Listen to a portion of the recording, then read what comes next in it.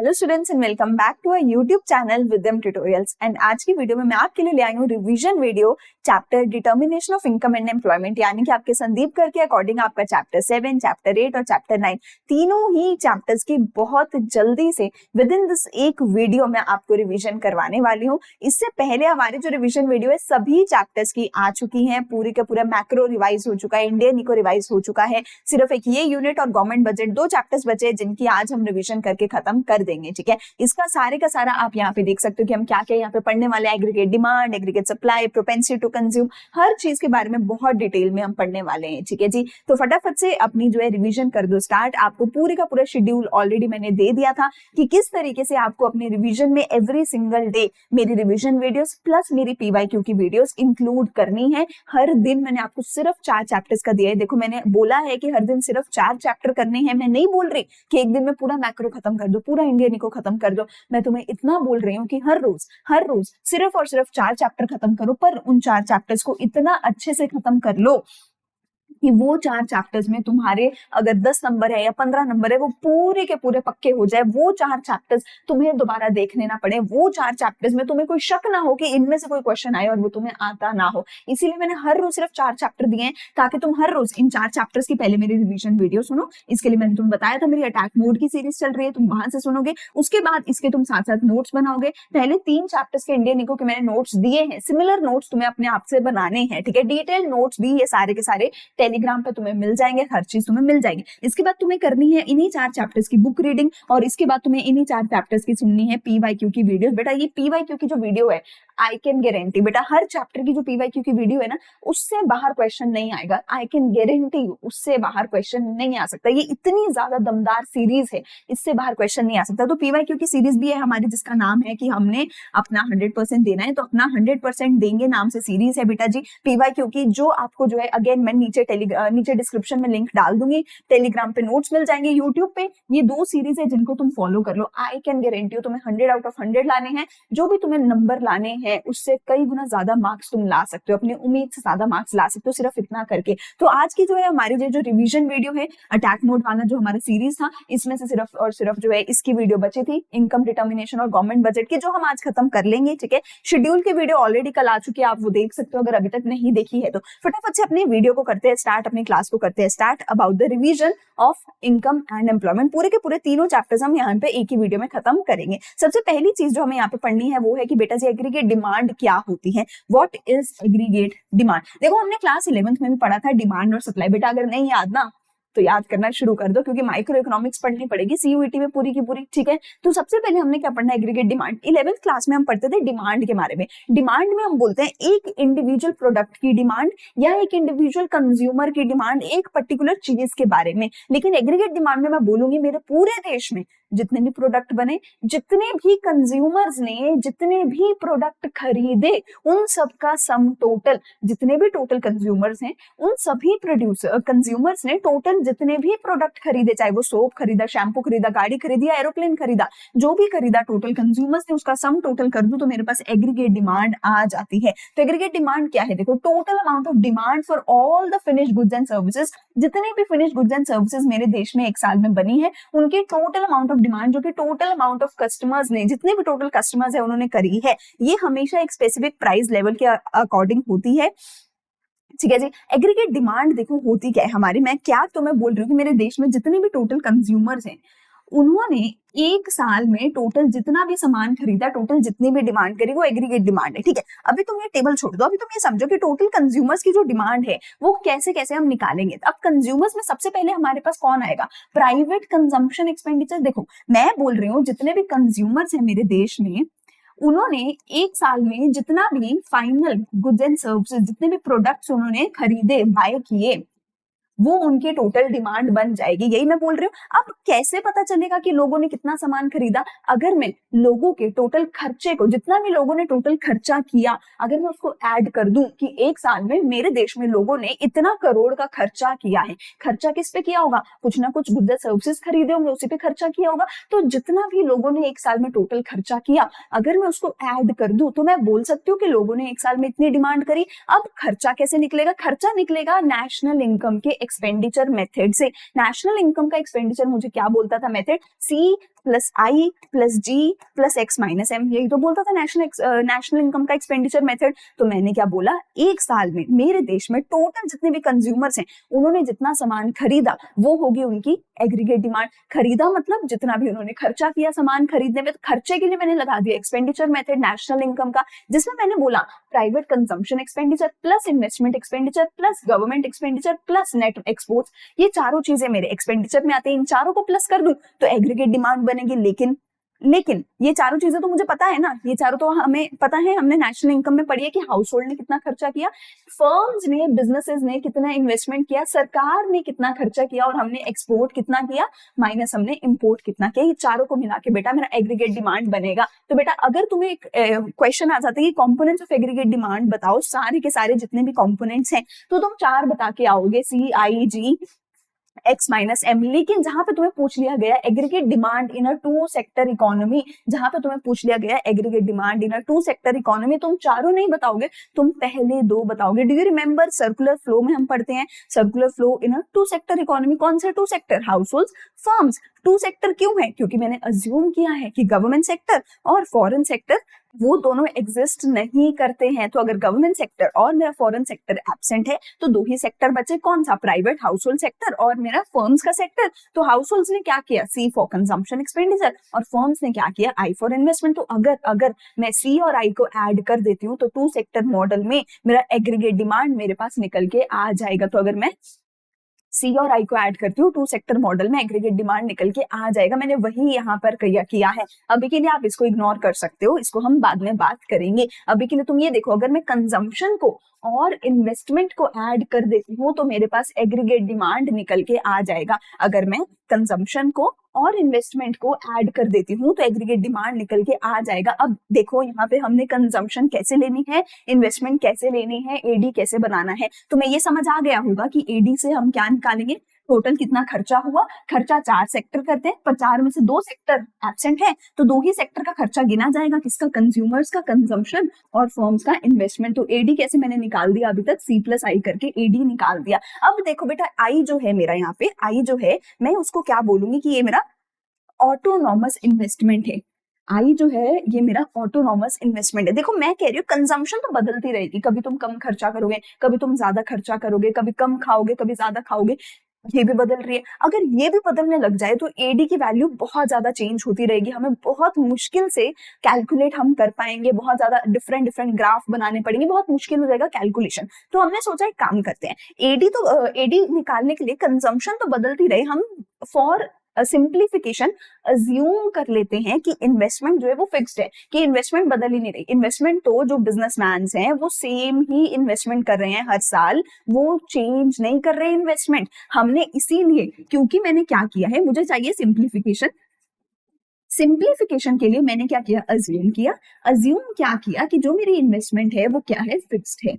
Investment बदलती नहीं है, इन्वेस्टमेंट फिक्स्ड रहती है, इसीलिए मैंने इसको नाम क्या दिया है, ऑटोनॉमस इन्वेस्टमेंट। यानी कि तुम्हें यहाँ से क्या सीखने को मिला, जो भी चीज फिक्स्ड रहेगी मैं उसको क्या नाम देने वाली हूँ, ऑटोनॉमस। जो भी चीज फिक्स्ड रहेगी मैं उसको क्या नाम देने वाली हूँ, ऑटोनॉमस। मैम फिक्स का नाम ऑटोनॉमस है, तो जो चीज चेंज होगी उसको हम क्या नाम देंगे, उसको हम नाम देते हैं इंड्यूस्ड। कोई भी चीज अगर फिक्स्ड है तो वो क्या होगी, ऑटोनॉमस। कोई भी चीज अगर चेंज होती रहती है उसको मैं क्या नाम देती हूँ, इंड्यूस्ड। तो अगर इन्वेस्टमेंट फिक्स्ड है, ऑटोनॉमस इन्वेस्टमेंट। अगर इन्वेस्टमेंट चेंज होगी तो उसको मैं क्या बोलूंगी, इंड्यूस्ड इन्वेस्टमेंट। अगर कंजम्पशन फिक्स होगी, ऑटोनॉमस कंजम्पशन। अगर कंजम्पशन चेंज होगी, इंड्यूस्ड कंजम्पशन। ठीक है, सी को मैंने चेंज किया, आई को मैंने क्या किया, कांस्टेंट रखा, तो सी और आई को प्लस करके मैंने AD is equal to C plus I बना दिया। बेटा आई विल सजेस्ट आप एक नंबर्स यहाँ पे याद कर लो। फॉर एग्जांपल सी को तुम या तो 10-10 के गैप से बढ़ाते रहो, कि जैसे मैं यहाँ पे 20, 30, 40 कर देती हूँ, और इसको तुम 10 ही रख दो फिक्स। तुम ये भी कर सकते हो, कोई भी एक नंबर तुम याद कर सकते हो कि इन्वेस्टमेंट को मैं फिक्स रखूंगी 10 और कंजम्पशन को मैं 10 के गैप से ही बढ़ाती चली जाऊंगी, और सी प्लस आई करके तुम आराम से एडी निकाल सकते हो। इनकम की बात मैं बाद में करने वाली हूँ। तो AD is equal to C plus I. ठीक है, अभी के लिए ये भी छोड़ दो, इसकी भी हम आगे बात करेंगे। ठीक है, अब जो मेरा इन्वेस्टमेंट है, इन्वेस्टमेंट कांस्टेंट है, इन्वेस्टमेंट फिक्स्ड है, इन्वेस्टमेंट ऑटोनॉमस है, तो इन्वेस्टमेंट जो है बेटा जी वो मेरी स्ट्रेट लाइन रहने वाली है, इन्वेस्टमेंट मेरी स्ट्रेट लाइन रहने वाली है। क्यों? क्योंकि इन्वेस्टमेंट फिक्स्ड है। मैंने OX एक्सिस पे क्या लिया है? नेशनल इनकम, यानी कि मैंने Y लिया है, इनकम लिया है OX एक्सिस पे। OY एक्सिस पे मैंने क्या लिया है बेटा जी? मेरा एग्रीगेट डिमांड या फिर कंजम्पशन या फिर इन्वेस्टमेंट, ये तीनों मैंने OY एक्सिस पे लिए हैं। इन्वेस्टमेंट फिक्स्ड है तो एक स्ट्रेट लाइन होगी, कंजम्पशन लगातार बढ़ेगी। मैंने बोला है तुम 10 के गैप से बढ़ा दो, ठीक है, 20, 30, 40, 10 के गैप से तुम कंजम्पशन को बढ़ा सकते हो, तो कंजम्पशन लगातार बढ़ेगी। 20, 30, 40, 50, 60, 70, 80, 90, 100 कंजम्पशन लगातार बढ़ेगी। अरे अगर कंजम्पशन लगातार बढ़ रही है तो एडी भी तो लगातार बढ़ेगा, एडी भी तो लगातार बढ़ेगा, क्योंकि एडी कैसे निकाला जाता है? C+I से निकाला जाता है। तो सी है, सी बढ़ रहा है तो एडी भी बढ़ेगा, लेकिन एडी और सी एक दूसरे के पैरेलल होंगे, एडी और सी एक दूसरे के पैरेलल होंगे। पैरेलल क्यों होंगे? क्योंकि इन दोनों के बीच का जो गैप है वो गैप क्या है? आई है। देखो AD is equal to C+I, तो AD minus C is equal to I. तो एडी और सी के बीच में जो डिफरेंस है वो डिफरेंस क्या है? आई फॉर इन्वेस्टमेंट है, और इन्वेस्टमेंट तो कांस्टेंट है, तो इन दोनों के बीच का जो डिफरेंस है वो कांस्टेंट रहेगा, इसलिए ये दोनों एक दूसरे के पैरेलल रहेंगे। एडी इज पैरेलल टू सी और ये दोनों के बीच का जो डिफरेंस है वो आई होगा। दूसरी इंपॉर्टेंट चीज, ना तो एडी ना तो सी कभी भी जीरो से शुरू होंगे, ये दोनों हमेशा कहां से शुरू होंगे? वाई एक्सिस से शुरू होंगे। देखो वाई एक्सिस से शुरू होंगे, ये दोनों कभी भी ओरिजिन से शुरू नहीं होंगे। एंड वेरी इंपॉर्टेंट की कैटेगरी में इसको डाल लेना, बहुत बार एमसीक्यू आ जाता है, ट्रू फॉल्स आ जाता है, कुछ ना कुछ लिखा आ जाता है कि ऐसा क्यों है या ऐसा है कि नहीं, कि एडी और सी ओरिजिन से शुरू होंगे, कभी भी नहीं होंगे। एडी और सी हमेशा वाई एक्सिस से शुरू होंगे। ऐसा क्यों है बेटा? ऐसा इसलिए है क्योंकि जो मेरी कंजम्पशन है बेटा, ये कंजम्पशन कभी भी जीरो नहीं हो सकती, ये कंजम्पशन हमेशा पॉजिटिव होगी। अगर मैं तुम्हें बोलूं कि तुम कुछ खा पी ही नहीं रहे हो, तुम खर्चा कर ही नहीं रहे हो, क्या तुम जिंदा रह सकते हो? तुम जिंदा नहीं रह सकते। तुम्हें जिंदा रहने के लिए रोटी, पानी, कपड़ा, मकान, इन चीजों पे खर्चा करना पड़ेगा। इवन इफ तुम्हारे पास इनकम नहीं है, तुम लोन लेके, तुम अपनी सेविंग्स को यूज करके कंजम्पशन करो, पर तुम करोगे, तुम रोटी कपड़ा तुम्हें चाहिए होगा, उसके बिना जिंदा नहीं रह पाओगे। तो जिंदा रहने के लिए तुम कुछ ना कुछ कंजम्पशन करोगे, तो उस वजह से जो कंजम्पशन है वो कभी जीरो नहीं हो सकती, even if your national income, your income is zero. ठीक है जी, तो इसलिए कंजम्पशन कभी जीरो नहीं हो सकती। कंजम्पशन जीरो नहीं हो सकती तो एडी कैसे जीरो हो जाएगा बताना जरा? तो एडी भी जीरो नहीं होगा। तो एडी और सी कभी भी ओरिजिन से शुरू नहीं होते, वेरी इंपॉर्टेंट की कैटेगरी में डाल लेना। ठीक है जी, चलो यहाँ तक आई होप सबको सब चीज क्लियर हो गई होगी। कोई भी तुम्हें डाउट लगे तो तुम जो है नीचे कमेंट सेक्शन में पूछ सकते हो। ठीक है, अच्छा अगली चीज मेरे पास आती है एग्रीगेट सप्लाई। देखो मैंने बोला एक साल में टोटल कंज्यूमर्स ने जितना खर्चा किया, जितना डिमांड किया मतलब जितना खर्चा किया, वो एग्रीगेट डिमांड है। एक साल में टोटल प्रोड्यूसर्स ने जितना सामान बनाया तो वो एग्रीगेट सप्लाई होगा। ऑब्वियसली अगर प्रोड्यूसर्स ने सामान बनाया, सामान बना के उन्होंने क्या किया होगा? बाजार में बेचा होगा। बाजार में बेच के क्या किया होगा? पैसा कमाया होगा प्रोड्यूसर्स ने। उस पैसे का क्या किया होगा प्रोड्यूसर्स ने? अपने फैक्टर्स ऑफ प्रोडक्शन के बीच में प्रोड्यूसर्स ने उसको बांट दिया होगा। हम क्या पढ़ते थे सर्कुलर फ्लो में? पहले प्रोडक्शन होती है, प्रोडक्शन करके प्रोड्यूसर बाजार में सामान बेच के पैसा लेके आता है, उस पैसे को इनकम की फॉर्म में डिवाइड कर देता है फैक्टर्स ऑफ प्रोडक्शन के बीच में। लैंड का रेंट दे दिया, लेबर की वेजेस दे दी, है ना, एंटरप्रेन्योर का प्रॉफिट, कैपिटल का इंटरेस्ट। तो कहना से कि एक साल में प्रोड्यूसर ने जितना भी सामान बेच के जो भी पैसा आया, उससे जो भी इनकम लोगों के बीच में बांटी, है ना, ऑब्वियसली वो इनकम कहाँ से आई? सामान बेच के, प्रोडक्शन से ही तो वो पैसा आया। तो कहना है से एक साल में प्रोड्यूसर ने जितना भी इनकम डिस्ट्रीब्यूट किया लोगों को, फैक्टर्स ऑफ प्रोडक्शन को, वो टोटल इनकम वो क्या होगी? किसके बराबर होगी? एग्रीगेट सप्लाई के बराबर होगी। तो कहना है से aggregate supply is equal to national income of our country. Yes, ठीक है। So aggregate supply is the value of final goods and services that all the producers are planning to supply over a period of time. Planning, एक चीज याद रखना, aggregate demand, aggregate supply, consumption, कोई भी चीज बेटा मैं तुम्हें यहाँ पे बताऊंगी, वो मैं तुम्हें क्या बताऊंगी? प्लान्ड वाली बताने वाली हूँ। यानी कि प्लान्ड वाले को हम क्या बोलते हैं? एक्स एंटे बोलते हैं। हमारी एग्रीगेट डिमांड क्या होगी? जो प्लान्ड है कि आने वाले एक साल में 10,000 करोड़ की एग्रीगेट डिमांड होगी, एग्रीगेट सप्लाई होगी, कंजम्पशन होगी। ये हम प्लान कर रहे हैं, एक्चुअल में हो नहीं रही, एक्चुअल में नहीं हो रही, ये हम प्लान कर रहे हैं कि आने वाले एक साल में 10,000 करोड़ का डिमांड होगा, सप्लाई होगा, कंजम्पशन होगा। इसको मैं क्या बोलती हूँ? X एंटे। Aggregate demand, aggregate supply, consumption, x एंटे investment, x एंटे consumption, ठीक है। तो एक साल में सारे प्रोड्यूसर्स कितना प्लान कर रहे हैं बनाने का, वो एग्रीगेट सप्लाई है। एग्रीगेट सप्लाई कैसे निकाला जाएगा? नेशनल इनकम के बराबर होगा। एग्रीगेट सप्लाई नेशनल इनकम के बराबर होगा, क्योंकि प्रोड्यूसर ने सप्लाई किया, सप्लाई करके पैसा कमा के पैसे को बांटा in the form of income, तो एग्रीगेट सप्लाई इनकम के बराबर होगा। सो नेशनल इनकम किसके बराबर है हमारी? अब कंजम्पशन और सेविंग्स के बराबर। तुम सोचो, तुम्हारे मम्मी पापा पैसा कमा के लाए, तुम उस पैसे का क्या करोगे? या तो खर्चा करोगे या बचा लोगे, सेव कर लोगे। तो एग्रीगेट सप्लाई किसके बराबर है? वाई के बराबर है। वाई किसके बराबर है? C प्लस एस के बराबर है। तो एग्रीगेट सप्लाई भी C प्लस एस के बराबर होती है, ठीक है। एग्रीगेट सप्लाई भी C प्लस एस के बराबर होती है। इसी वाई की हमने पीछे भी बात करी थी कि जो मेरा एग्रीगेट सप्लाई है, नेशनल इनकम है, वो वाई है, वो यहाँ पे इस तरीके से चलेगा। एक पॉइंट पे हमारी इनकम जीरो होगी। देखो, इनकम कभी पहली चीज नेगेटिव में तो हो नहीं सकती कि तुम काम भी कर रहे हो और काम करने के लिए किसी को पैसा दे रहे हो, ऐसा तो नहीं होगा। काम कर रहे हो तो पैसा तो कमा रहे हो, ठीक है। अब या तो तुम्हारे पास काम है नहीं, तुम काम कर नहीं रहे, तो तुम्हारे पास पैसा आ नहीं रहा, इनकम जीरो है। और अगर काम मिल गया, पैसा आने लग जाएगा, इनकम पॉजिटिव होती चली जाएगी, इनकम बढ़ती चली जाएगी, ठीक है जी। कंजम्पशन पे आते हैं। कंजम्पशन, मैंने तुम्हें क्या बोला? कंजम्पशन कभी जीरो हो सकती है? नहीं हो सकती। इसका मतलब तुम भूखे मर रहे हो, तुम रोटी पानी पे भी खर्चा नहीं कर रहे हो, तो हो नहीं सकता। इवन इफ तुम्हारी इनकम जीरो है। कोविड में हुआ था, लोगों की नौकरी चली गई थी, तो क्या लोगों ने खाना छोड़ दिया? नहीं, नौकरी चली गई थी, लोगों ने अपनी सेविंग्स का इस्तेमाल किया, सेविंग्स का इस्तेमाल करके अपना घर तो चलता रहने दिया, रोटी पानी का जुगाड़ हो गया। तो रोटी पानी का जुगाड़ कहाँ से होगा? जब इनकम नहीं है, सेविंग से होगा। तो अगर इनकम जीरो है, फिर भी मुझे कुछ ना कुछ तो पैसा खर्चा करना पड़ेगा रोटी पानी के ऊपर। वो पैसा कहाँ से लाऊंगी? या तो इनकम से लाती, इनकम तो है नहीं, तो ये पैसा कहाँ से लाऊंगी? ये पैसा सेविंग से लाऊंगी। ये पैसा कहाँ से लाऊंगी? सेविंग्स में से लाऊंगी। तो ये एक इंपॉर्टेंट पॉइंट मुझे यहाँ पे समझ आता है। जब इनकम जीरो है, जब इनकम जीरो है, कंजम्पशन तब भी कुछ ना कुछ तो होगी, एक पॉजिटिव नंबर तब भी कुछ ना कुछ तो होगा कंजम्पशन का।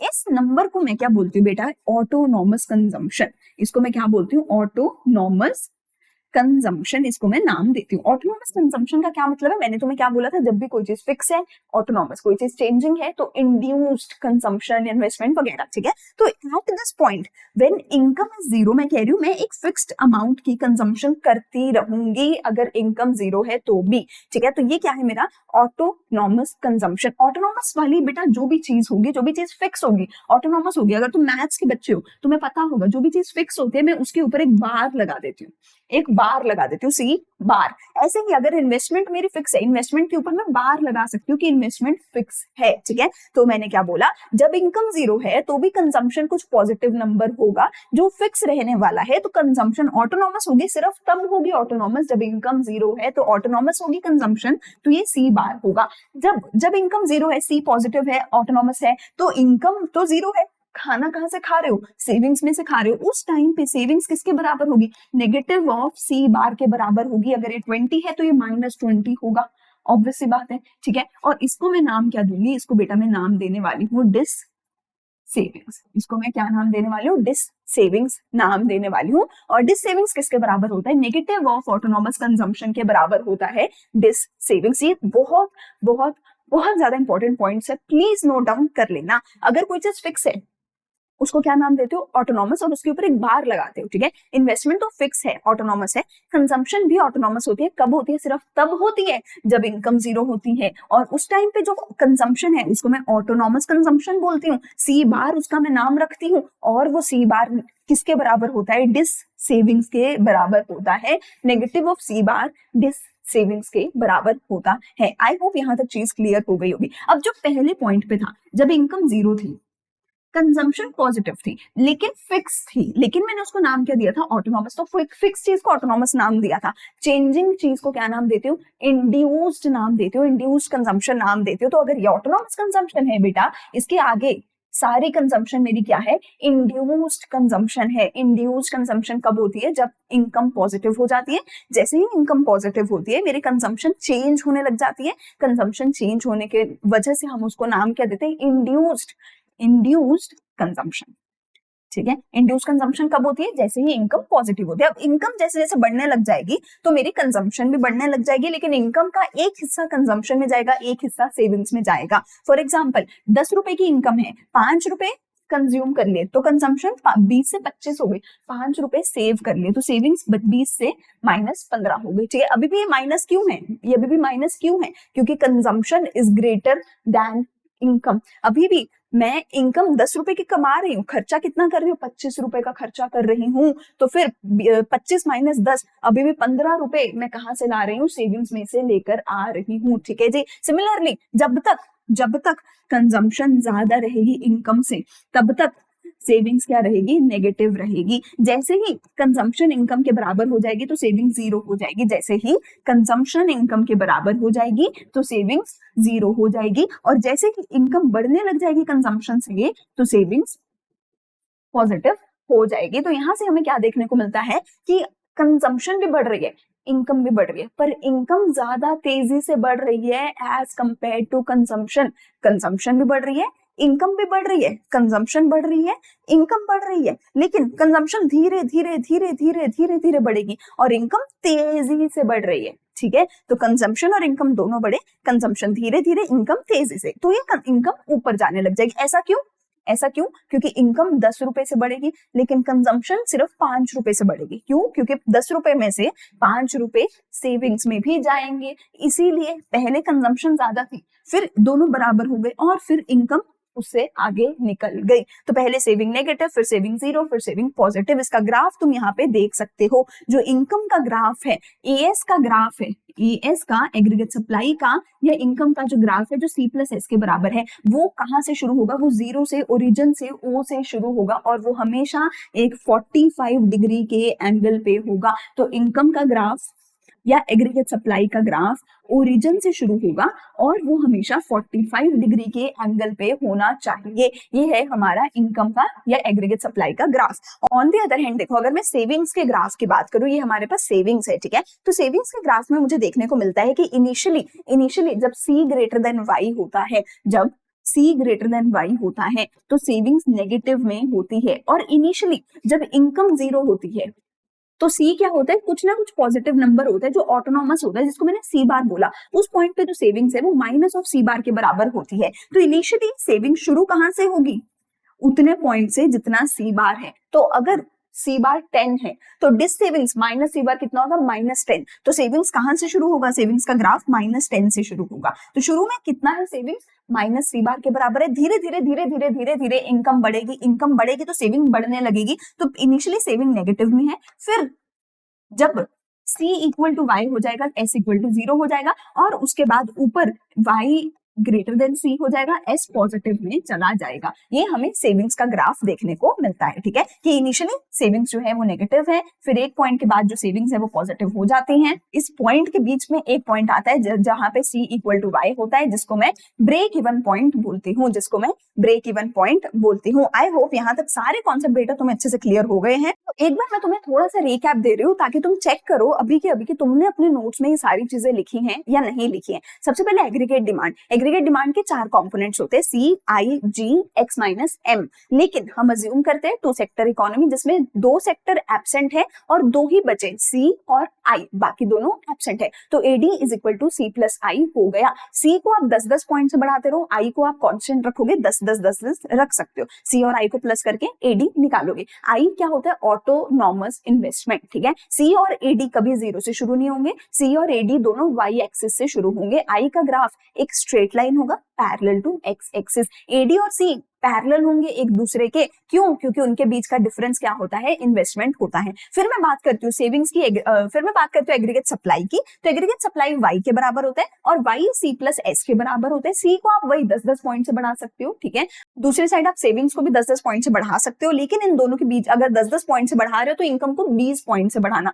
यानी कि जितना भी इनकम को जिस भी पॉइंट से बढ़ाओगे C और S को उसके आधे पॉइंट से बढ़ाते रहना। अगर ये 10 से बढ़ रहा है तो ये दोनों 5-5 से बढ़ेंगे। इनिशियली इनकम 0 होगी, C पॉजिटिव होगा, जितना C होगा ऑटोनॉमस कंजम्पशन होगा, C बार होगा, और उतना ही शुरू में डिस सेविंग्स होगा, इनिशियली सेविंग्स नेगेटिव में होगी। ठीक है, एक पॉइंट के बाद इनकम बढ़ती रहेगी तो कंजम्पशन भी बढ़ेगी और सेविंग भी बढ़ेगी। सेविंग इनिशियली नेगेटिव है, फिर 0 है ब्रेक इवन पॉइंट पे, और फिर पॉजिटिव होती चली जाएगी। पहले वाली कंजम्पशन ऑटोनॉमस कंजम्पशन होती है, सबसे पहली कंजम्पशन ऑटोनॉमस कंजम्पशन होती है, उसके बाद वाली कंजम्पशन को नाम मैंने दिया इंड्यूस्ड कंजम्पशन। ठीक है, Y is equal to C plus S is equal to AS aggregate है, सप्लाई, इनके ग्राफ, इनके नंबर्स, हर चीज बहुत ज्यादा जरूरी है, ठीक है। अगली चीज इसके बाद मेरे पास आती है प्रोपेंसिटी टू कंज्यूम। यहाँ तक जितना मैंने करवाया बहुत इंपॉर्टेंट है, इसके आगे बहुत जल्दी से तुम्हें सारी चीजें समझ आ जाएंगी अगर इतना तुमने अच्छे से नोट्स बना के किया है तो। अब प्रोपेंसिटी टू कंज्यूम, बेटा प्रोपेंसिटी दो तरीके की है। प्रोपेंसिटी का बेसिकली मतलब होता है बिहेवियर, प्रोपेंसिटी का मतलब होता है बिहेवियर। तो हम इसके अंदर बताते हैं कंजम्पशन का बिहेवियर कैसा है विद रिस्पेक्ट टू इनकम, या सेविंग्स का बिहेवियर कैसा है विद रिस्पेक्ट टू इनकम, ये बात हम बताते हैं। इसको बताने के दो तरीके होते हैं, एक एवरेज के तरीके से और एक मार्जिनल के तरीके से, ठीक है। तो हम बोल रहे हैं सेविंग, कंजम्पशन या सेविंग किस तरीके का बिहेव करता है, या कंजम्पशन या सेविंग्स का कैसा रिलेशन है विद इनकम, ठीक है। तो कंजम्पशन के लिए हम दो देखेंगे, एक एपीसी, एक MPC. A is for average, M is for marginal, C is for consumption, S is for savings and P is for propensity, ठीक है। P is for propensity। तो APC को निकालने का मेरे पास देखो फॉर्मूला क्या होगा, C अपॉन Y। जब भी मैं A की बात करूं, A क्या है, एवरेज है, तो एवरेज में कभी भी हम चेंज की बात नहीं करेंगे, एज इट इज सिर्फ C और सिर्फ Y। डिनोमिनेटर में हमेशा Y रहेगा, इनकम रहेगी, डिनोमिनेटर में हमेशा इनकम रहेगी, न्यूमरेटर में वो होगा जिसका भी तुम फॉर्मूला लगा रहे हो। यहाँ पे C है तो C, S होगा तो S, ठीक है। अगर एवरेज है तो चेंज की बात नहीं करोगे, डिनोमिनेटर में हमेशा इनकम रहेगी और ऊपर क्या रहेगा, C या S जिसकी भी तुम बात कर रहे हो, ठीक है। तो एपीसी फॉर एग्जांपल मैं कैसे निकालूंगी, C अपॉन Y करके निकालूंगी। अगर C 170 है, Y 100 है, तो 170 बाय 100 1.7 मेरा एपीसी आ जाएगा। एंड आगे भी तुम डिवाइड करके निकाल सकते हो। एमपीसी कैसे निकलेगा, M is for marginal, and marginal का मतलब होता है चेंज, कि एक पॉइंट से दूसरे पॉइंट पे जाने में कितना चेंज आया। देखो मैं तुम्हें बोल रही हूँ कंजम्पशन को हमेशा 10 पॉइंट से बढ़ाओ, इनकम को हमेशा 20 पॉइंट से बढ़ाओ, मैं चेंज कांस्टेंट रख रही हूँ, है ना, कि कंजम्पशन 10-10 नंबर से बढ़ेगी, 20, 30, 40, 50, 60, चेंज कांस्टेंट रख रही हूँ। अगर चेंज कांस्टेंट है तो इनकम भी और इनकम भी उधर से जो है मेरी कांस्टेंट है, ठीक है। अगर चेंज कांस्टेंट है तो एमपीसी हमेशा कांस्टेंट आएगा, हमेशा सेम आएगा, और हम हमेशा चेंज को कांस्टेंट ही रखेंगे, ठीक है। कि कंजम्पशन को 10-10 पॉइंट से बढ़ाओ, इनकम को 20-20 पॉइंट से बढ़ा दो। जैसे यहाँ पे है कंजम्पशन कितने से बढ़ रही है, 70 पॉइंट से बढ़ रही है, और इनकम हमेशा 100 पॉइंट से बढ़ रही है, ठीक है। एमपीसी आप कैसे निकालोगे, delta C upon delta Y। तो एवरेज में कभी भी चेंज नहीं देखोगे, मार्जिनल में हमेशा चेंज देखोगे, डिनोमिनेटर में हमेशा इनकम होगा, न्यूमरेटर में C या S जिसकी भी बात तुम कर रहे हो, ठीक है। चेंज कैसे देखते हैं, चेंज के लिए बेटा तुम्हें 2 पॉइंट चाहिए होते हैं, 2 पॉइंट, चाहे आप ये 2 ले लो, चाहे ये 2 ले लो, कोई भी 2 तुम ले सकते हो, तुम्हारी इच्छा, जो भी तुम्हें अच्छे लगे वो 2 पॉइंट तुम ले सकते हो चेंज को निकालने के लिए, ठीक है। तो अगर फॉर एग्जाम्पल अगर मैं लेती हूँ ये 2 पॉइंट्स, ठीक है, अगर मैं ये वाले दोनों पॉइंट्स लेती हूँ, इन दोनों पॉइंट्स को लेके मुझे देखना है चेंज कितना आया, उसको मैं यहाँ पे लिखूंगी जो भी चेंज मेरा आया, ठीक है। मैं कैसे करूंगी, सबसे ऊपर कंजम्पशन डेल्टा सी कैसे निकलेगा, 240 माइनस 170, सेकंड वाले पॉइंट में से फर्स्ट वाले पॉइंट को माइनस करूंगी, 240 माइनस 170 डिवाइड बाय सेकंड वाली इनकम माइनस फर्स्ट वाली इनकम, 200 माइनस 100, तो 70 बाय अपना 100, तो ये 0.7 मेरा क्या आ जाएगा, MPC.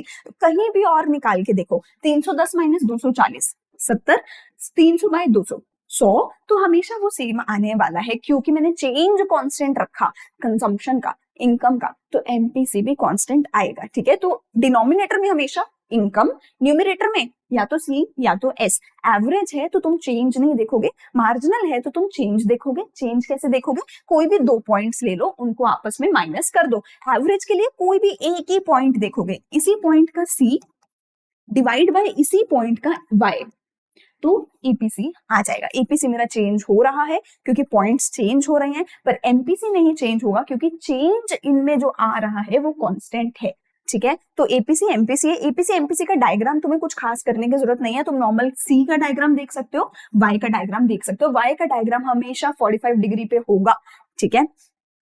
Important points about consumption, ये तुम एक बार पढ़ लो, ये मैंने तुम्हें समझा भी दिया है। Slope of consumption is curve is positive, positive मतलब वो ऊपर की तरफ जाता है, क्योंकि जैसे जैसे इनकम बढ़ती है कंजम्पशन भी बढ़ती है, ठीक है। स्टार्टिंग पॉइंट हमेशा 0 से ऊपर होगा, क्योंकि कंजम्पशन कभी भी 0 नहीं हो सकती, एक मिनिमम लेवल होता है जिसको मैं ऑटोनॉमस कंजम्पशन बोलती हूँ, ये मैंने बताया है। जब सी वाई के बराबर होगा तो ब्रेक इवन पॉइंट होगा, जब एस 0 हो जाएगा, ठीक है। Before the break even point से पहले सी बड़ा होता है वाई से, फिर ब्रेक इवन पॉइंट पे सी इक्वल टू वाई हो जाता है, इसको मैं ब्रेक इवन पॉइंट बोलती हूँ, और ब्रेक इवन पॉइंट के बाद y बड़ा हो जाता है c से, ठीक है। तो इनिशियली c बड़ा होता है, पर y जो है बहुत तेजी से बढ़ता है, क्योंकि जितने नंबर से y बढ़ेगा उसमें से आधा नंबर c में जाएगा, आधा s में जाएगा। तुम्हारी इनकम अगर 200 रुपए से बढ़ी, तुम 100 रुपए इनकम के कंजम्पशन में डालोगे, 100 रुपए सेविंग्स में डालोगे, ठीक है। तो इनकम तेजी से बढ़ेगी, कंजम्पशन उसके आधे से बढ़ेगी, क्योंकि आधा तो तुम सेविंग्स में डाल रहे हो, आधा या जितना भी तुम्हें डालने का दिल है उतना तुम सेविंग्स में भी डाल रहे हो। तो ये हमारा इस तरीके से हो जाएगा, ठीक है। अच्छा, सेम चीज आगे हमारे पास सेविंग्स की भी आएगी, ठीक है। Types of propensity to consume, ये चीज मैंने तुम्हें बता दिया, एपीसी और एमपीसी का, ठीक है। तुम वही चीज यहाँ पे पढ़ सकते हो। एपीसी की डेफिनेशन क्या है? Ratio of aggregate consumption expenditure to aggregate income is known as average propensity to consume. It indicates the percentage of income which is spent on consumption, कि जितनी तुम्हारी इनकम है उसका कितना परसेंट तुमने कंजम्पशन पे खर्च किया है। जैसे कि अगर यहाँ पे 160 कंजम्पशन है, वाई इनकम है, अपनी इनकम का 1.6% तुमने कंजम्पशन पे खर्च किया है, यानी कि अगर तुम्हारी इनकम 100 रुपए है, उससे भी 60 रुपए ज्यादा, अगर तुम्हारी इनकम 1 रुपए है, उससे भी 0.6 ज्यादा तुमने कंजम्पशन पे खर्च किया है। जब ये 1 होगा, इसका क्या मतलब होगा? जितनी इनकम है पूरे का पूरा कंजम्पशन कर दिया, यहाँ पे दोनों बराबर होंगे, ठीक है ना। सिमिलरली आगे जाके एपीसी कम होता जा रहा है। एपीसी का ग्राफ तुम्हें कुछ करने की खास जरूरत है नहीं, ठीक है। फिर आता है मेरे पास MPC, marginal propensity to consume. तो उसमें हमारे पास क्या है? Ratio of change in consumption to change in income is our MPC. तो एमपीसी के लिए भी वही हमारा सेम फॉर्मूला रहने वाला है, delta C upon delta Y, ठीक है। एमपीसी मेरी कांस्टेंट रहेगी, एपीसी चेंज होती रहती है, ठीक है। अच्छा, अगली चीज इसके बाद हम चलते हैं एपीसी, एपीएस और एमपीएस के बारे में। देखो बिल्कुल सेम तरीके से जैसे मैंने एपीसी और एपीएस आपको कराया है, एपीसी और एमपीसी आपको कराया है, बिल्कुल सेम तरीके से आपके पास एपीएस और एमपीएस भी आएगा। प्रोपेंसिटी का मतलब बिहेव, सेविंग्स कैसे बिहेव करती है, सेविंग्स का क्या फंक्शन है विद इनकम, वो चीज हम एपीएस और एमपीएस में पढ़ेंगे। सेविंग्स का ग्राफ है जो हम ऑलरेडी देख चुके हैं, ठीक है। अब इसमें हमारे पास एपीएस और एमपीएस के बारे में हमें क्या पढ़ना है? तो as we can see from here, APS कैसे निकलेगा? एस अपॉन वाई, ठीक है। ये मेरी सेविंग्स है, ये मेरी इनकम है। मैं किसी भी पॉइंट पे अगर सेविंग्स को इनकम से डिवाइड करूंगी तो मेरा एपीएस आ जाएगा। जैसे कि -20 अपॉन माइनस का 100 हम यहाँ पे करेंगे तो यहाँ पे मेरे पास एपीएस आ जाएगा, ठीक है। सिमिलरली यहाँ पे भी मैं जो भी चीज है अपना करूंगी, 0 अपॉन 200 0 आ जाएगा, 20 अपॉन 300 मेरा आ जाएगा। तो मैं किसी भी पॉइंट पे एस को वाई से डिवाइड करूंगी तो एपीएस आ जाएगा। ग्राफ करने की जरूरत आपको यहाँ पे नहीं है, ये चीज भी अभी के लिए आप छोड़ दो। मैं आपके लिए एक डेडिकेटेड वीडियो लेके आऊंगी जहाँ पे मैं तुम्हें बताऊंगी कि न्यूमेरिकल कैसे सॉल्व करने हैं। उसी वीडियो में मैं तुम्हें ये भी बताऊंगी कि जो भी एपीसी है, एपीएस है, एमपीसी, एमपीएस है, इनकी वैल्यूज क्या है, 0, 1, लेस देन 1, मोर देन 1।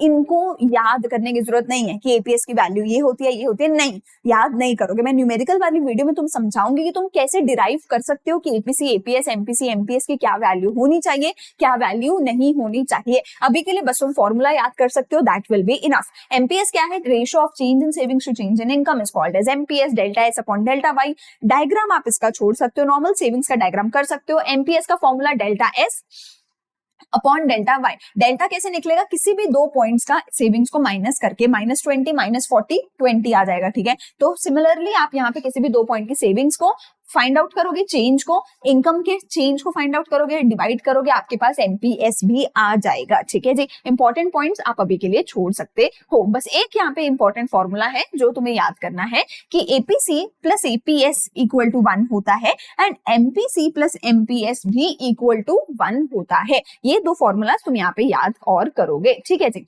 इसके अलावा दो और फॉर्मूलाज हैं, दो और फॉर्मूलाज है। तुम्हें इतना सब याद नहीं करना कि कैसे डिराइव हुआ, कैसे बना, क्या हुआ। तुम्हें दो और फॉर्मूलाज याद करने हैं, कंजम्पशन फंक्शन का फॉर्मूला, सेविंग्स फंक्शन का फॉर्मूला। कंजम्पशन फंक्शन का फॉर्मूला होता है सी बार प्लस बी वाई, ठीक है। कंजम्पशन फंक्शन का फॉर्मूला होता है सी बार प्लस बी वाई। सी बार क्या है बेटा जी? हमारा है ऑटोनॉमस कंजम्पशन। ये ऑटोनॉमस कंजम्पशन की बात हम पहले कर चुके हैं कि जब इनकम 0 होती है तो जो मेरा उस पॉइंट पे कंजम्पशन होता है, ऑटोनॉमस कंजम्पशन या सी बार मैं उसको बोलती हूँ, वो कब होता है? जब इनकम 0 होती है। उसको मैं यहाँ पे पुट करूंगी। बी होता है बेटा जी मेरा एम पी सी, ठीक है। बी मेरा क्या होता है, MPC, जिसका फॉर्मूला क्या है, delta C upon delta Y. इसको मैं मल्टीप्लाई करूंगी इनकम के साथ, C bar plus B Y मेरा कंजम्पशन फंक्शन का फॉर्मूला आ जाएगा। And if you ask me सबसे जरूरी फॉर्मूला कौन सा है, तो यही वाला है, कंजम्पशन फंक्शन का, सेविंग्स फंक्शन का। इसके बिना तुम्हारा क्वेश्चन हो नहीं सकता, आई कैन गारंटी। 3 से 4 नंबर, 3 नंबर का यूजुअली न्यूमेरिकल आता है, इनके बिना न्यूमेरिकल आता ही नहीं है।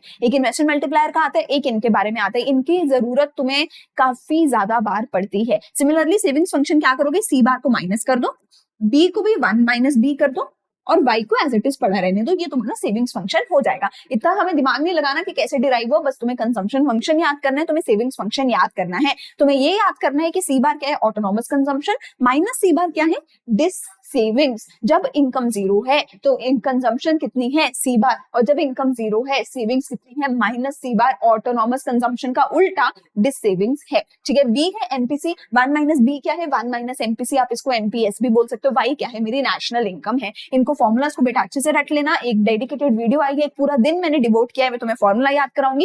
इंप्लीमेंट कैसे करना है फॉर्मुलास वो बताऊंगी। मैं तुम्हें ये नहीं करा रही कि मैं तुम्हें 100-200 क्वेश्चन बोल दो प्रैक्टिस करो, मैं तुम्हें बताऊंगी एग्जैक्टली कैसे तुम फॉर्मुला को इंप्लीमेंट करो, ताकि कोई भी क्वेश्चन आ जाए, कोई भी क्वेश्चन आ जाए, तुम चाहे फाइनल आंसर गलत निकाल के आ जाओ, तुम एटलीस्ट उसको शुरू सही से करके आओगे, उसके स्टेप सही से करके आओगे, ताकि तुम्हें स्टेप मार्किंग करके कुछ एक मार्क्स मिल जाए। बाकी कैलकुलेशन तुम्हारे ऊपर है, अगर कैलकुलेशन गलत हो भी गई, स्टेप मार्किंग मेरे ऊपर है, मैं तुम्हें दिलवा के रहूंगी, तुम्हारा फॉर्मूला गलत नहीं होगा, मेथड गलत होने नहीं दूंगी, ठीक है जी। इसके बाद अगली चीज मेरे पास आती है शॉर्ट रन इक्विलिब्रियम आउटपुट, यानी कि अब हम बात करेंगे इक्विलिब्रियम की। मैंने एडी करा दिया, एएस करा दिया, सी करा दिया, एस करा दिया, आई करा दिया, वाई करा दिया, ये सारी चीजें हमने कर ली। एपीसी एपीएस, एमपीसी एमपीएस, सारी चीजें हो गई हैं। अब मेरे पास आती है बात इक्विलिब्रियम की। इक्विलिब्रियम क्या है, जब भी जिस भी पॉइंट पे मेरा एग्रीगेट डिमांड और एग्रीगेट सप्लाई एक दूसरे को मिलेंगे, उस पॉइंट पे हमें इक्विलिब्रियम मिल जाएगा, ठीक है। तो approach is known as equilibrium income, equilibrium GDP और equilibrium output. Under this the point of equilibrium is the point where AD is equal to AS, ठीक है। तो जहां भी मेरा एग्रीगेट डिमांड मेरे एग्रीगेट सप्लाई के बराबर होगा, जहां भी टोटल इनकम टोटल एक्सपेंडिचर के मेरे बराबर हो जाएगी, वहां पे मैं इक्विलिब्रियम बोलने वाली हूँ। ये बेटा याद रखना, हमारे कीन्स ने हमें दिया था, और कीनेसियन थ्योरी के अंदर शॉर्ट रन में हम पढ़ रहे हैं कि कैसे कब एडीएएस के बराबर होगा, कब इक्विलिब्रियम निकल के आने वाला है। अब एडीएएस के बराबर हो सकता है, ठीक है। एडी किसके बराबर होता है, एएस के बराबर होगा जब इक्विलिब्रियम होगा। एडी किसके बराबर होगा, सी प्लस आई के बराबर होता है। एएस किसके बराबर होता है, सी प्लस एस के बराबर होता है। अगर मैं दोनों साइड से सी को कट कर दूं तो आई भी एस के बराबर होता है जब एडी एएस के बराबर होता है, जब इक्विलिब्रियम होता है। तो इक्विलिब्रियम की दो अप्रोच आती है, एडी इक्वल टू एएस और आई इक्वल टू एस। क्योंकि सी मैंने दोनों साइड से कट कर दिया, तो या तो इस अप्रोच को यूज कर लो या तो इस अप्रोच को यूज कर लो, दोनों में से कोई भी अप्रोच लगाओ, इक्विलिब्रियम निकाल के पेपर में आओ, ठीक है।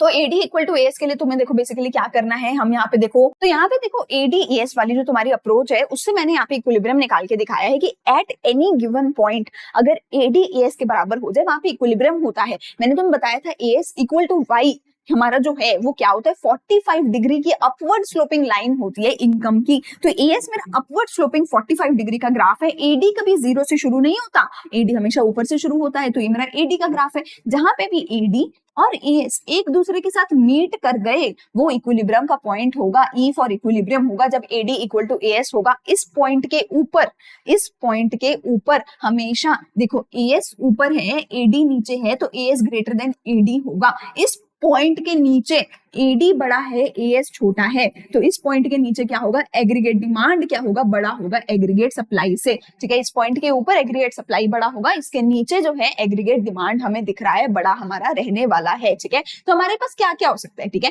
या तो एएस मोर देन एडी हो सकता है, या एएस लेस देन एडी हो सकता है, या फिर जब इक्विलिब्रियम होगा तो फिर हमारे पास क्या हो जाएगा, एडी इक्वल टू एएस बराबर दोनों हो जाएंगे, ठीक है जी। हमारे पास क्लियरली दो सिचुएशंस आती हैं, एक सिचुएशन जब एएस ज्यादा है एडी से, और एक सिचुएशन जब एएस कम है एडी से, ठीक है।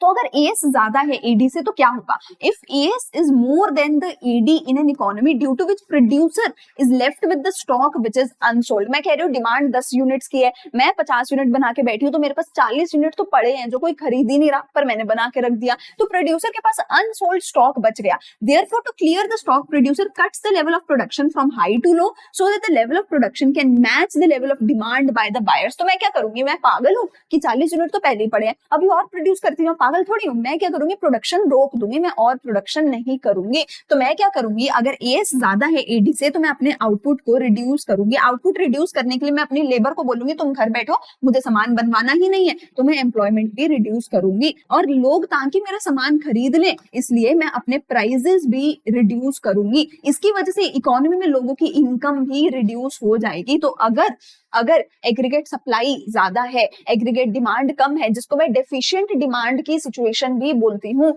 उस केस में मैं क्या करूंगी, आउटपुट भी कम करेंगे प्रोड्यूसर, एम्प्लॉयमेंट भी कम करेंगे प्रोड्यूसर, प्राइस भी कम कर देंगे, एम्प्लॉयमेंट भी इकोनॉमी में कम हो जाएगी। ऑन द अदर हैंड बेटा जी, अगर एएस कम है, एग्रीगेट डिमांड ज्यादा है, जिसको मैं एक्सेस डिमांड की सिचुएशन बोलती हूँ, कई बार जिसको मैं ओवर फुल एम्प्लॉयमेंट इक्विलिब्रियम भी बोलती हूँ। तो ओवर फुल एम्प्लॉयमेंट इक्विलिब्रियम जब मेरे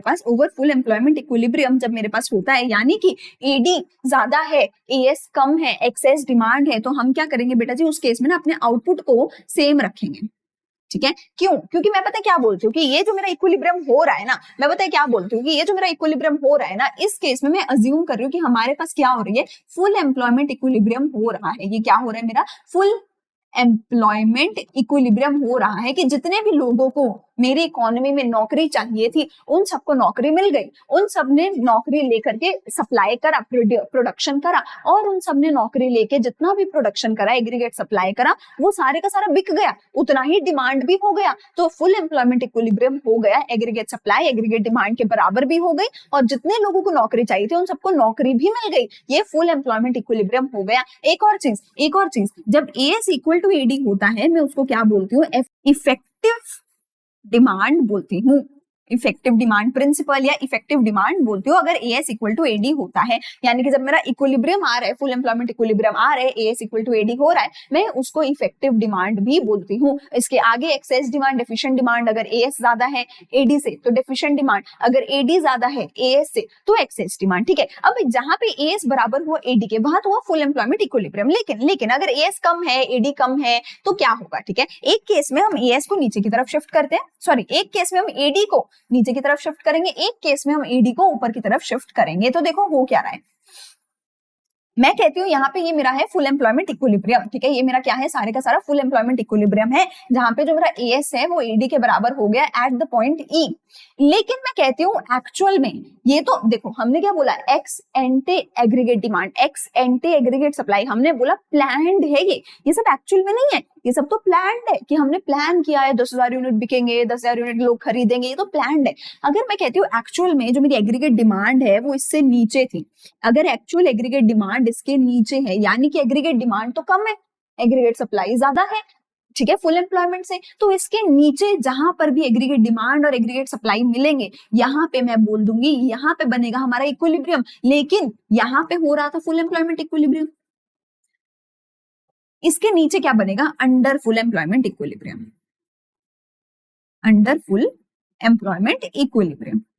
अब समझो मैंने बोला क्या, मैंने तुम्हें बोला कि मेरी इकोनॉमी में अगर 100 लोग काम करना चाहते हैं, वो 100 के 100 लोग काम करने लग जाएं, तो हमारी इकोनॉमी में इक्विलिब्रियम कहां बनेगा, यहां बनेगा, पॉइंट ई पे बनेगा। अगर 100 लोग काम कर रहे हैं, 100 लोग सॉरी काम करना चाहते हैं, और 100 के 100 लोगों को काम मिल भी जाए, यानी कि फुल एम्प्लॉयमेंट हो जाए, तो फुल एम्प्लॉयमेंट के केस में इक्विलिब्रियम कहां बनना चाहिए, यहां बनना चाहिए, पॉइंट ई पे बनना चाहिए, डिमांड इतनी होनी चाहिए। पर एक्चुअल में क्या हुआ, एक्चुअल में हुआ कि एग्रीगेट डिमांड ना एक्चुअल में कम थी, एक्चुअल में एग्रीगेट डिमांड कम थी, तो वो 100 लोग अगर काम करें भी तो भी वो ज्यादा सामान बना के रख देंगे, ठीक है ना, उतनी तो डिमांड ही नहीं है। तो एक्चुअल में क्या हुआ, 100 लोगों को एम्प्लॉयमेंट मिला ही नहीं, 100 लोगों को एम्प्लॉयमेंट मिला ही नहीं। क्यों? क्योंकि डिमांड कम थी, तो 100 लोगों को थोड़ी ना प्रोड्यूसर एम्प्लॉय करेगा। तो ये हो गई हमारी अंडर फुल एम्प्लॉयमेंट इक्विलिब्रियम, के प्रोड्यूसर ने कम लोगों को एम्प्लॉयमेंट दी, और फुल एम्प्लॉयमेंट से पहले ही इक्विलिब्रियम बन गया एग्रीगेट डिमांड और एग्रीगेट सप्लाई का, जो कहां बना, पॉइंट E1 पे बना, क्योंकि देखो एक्चुअल एडी जो है वो एडी से नीचे है, ये होता है अंडर फुल एम्प्लॉयमेंट इक्विलिब्रियम। इस केस में एएस ज्यादा है, एडी कम है, और इस केस में आउटपुट भी कम होगा, एम्प्लॉयमेंट भी कम होगा, प्राइसेस भी कम होंगे, इनकम भी कम होगा। लेकिन दूसरे केस में मैं बोलती हूं कि मेरा जो एडी है, फॉर एग्जाम्पल मैं दूसरे केस में बोलती हूँ कि एडी मेरा जो है वो ज्यादा है, एडी जो है वो ज्यादा है। हमने तो सोचा था लोग सिर्फ 10,000 यूनिट खरीदेंगे, पर लोग तो 15,000 यूनिट खरीदने को तैयार है। तो ऐसे केस में क्या होगा, प्रोड्यूसर अगर ज्यादा लोगों को एम्प्लॉयमेंट देगा भी तो भी क्या हो जाएगा, कहीं ना कहीं आके फुल एम्प्लॉयमेंट तो हो जाएगी ना। मैं कह रही हूँ पहले 80 लोग एम्प्लॉयड थे, पहले 80 लोग एम्प्लॉयड थे, ठीक है। फिर प्रोड्यूसर ने क्या किया, ज्यादा डिमांड के चक्कर में प्रोड्यूसर ने एम्प्लॉयमेंट बढ़ाना शुरू कर दिया। तो भी मैक्सिमम तो 100 लोग है ना मेरे पास। तो अगर मैक्सिमम 100 के 100 लोगों को एम्प्लॉयमेंट मिल जाती है, अगर 100 के 100 लोगों को एम्प्लॉयमेंट मिल जाती है, 100 के 100 लोग प्रोडक्शन करने लग जाए, सामान सप्लाई करने लग जाए, तो भी कितना सामान बना पाएंगे, इतना।